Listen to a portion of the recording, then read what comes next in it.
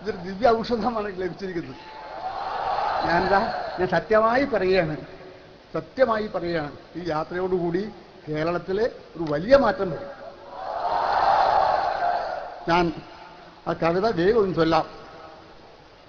കാന്തപുരം എന്നതാണ് കവിതയുടെ പേര്. ഉണരുന്ന തേജസ്സാണ്, ഉണർവിന്റെ സ്രോതസ്സാണ് അവിടുന്നു ഞങ്ങൾക്ക് എന്നെന്നും.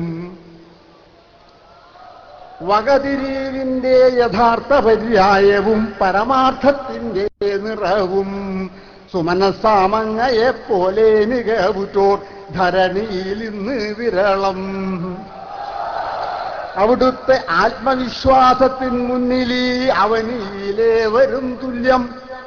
അവിടുത്തെ ആത്മവിശ്വാസത്തിൻ മുന്നിൽ ഈ അവനിയിൽ ഏവരും തുല്യം. പരിശുദ്ധമാണ് ഈ ഹൃദയം വിശുദ്ധിതൻ നറുനിലാവെന്നതുപോലെ. പരമാപവിത്രമാണ് ഈ മഹദ്ദർശനം, കമനീയം സത്യസ്വരൂപം. ഇളകില്ല പർവ്വതതുല്യനാകും ഭവാൻ, ചപലോക്തി എത്ര കേട്ടാലും. പ്രതിസന്ധികൾ എത്രയേറെയുണ്ടാകിലും തുടരുമീ ചൈത്രയാത്ര.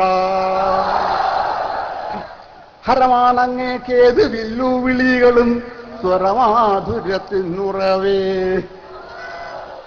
മതപണ്ഡിതന്മാരിൽ അഗ്രേഹരൻ ഭവാൻ, സ്മൃതിമണ്ഡലത്തിലെ താരം.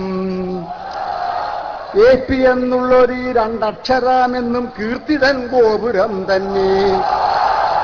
ആർത്തർക്കും ആലംബഹീനർക്കും വീട്ടിന്റെ മേൽക്കൂറയായി അങ്ങ് മാറി. മുത്ത് റസൂലിൻ തിരുവചനാമൃതം സത്യമാം പാതയൊരുക്കി. ശക്തനായി സമ്പൂജ്യനായി വിജയിക്കുന്നു സത്തുക്കൾക്കാധാരമായി. എല്ലാ മതക്കാരെയും ഭവാൻ സോദരാതുല്യരായി കാണുക മൂലം. കാന്താപുരമെന്ന 4 അക്ഷരത്തിന്റെ കാന്തി ഈ ജഗത്തിന് ശാന്തി.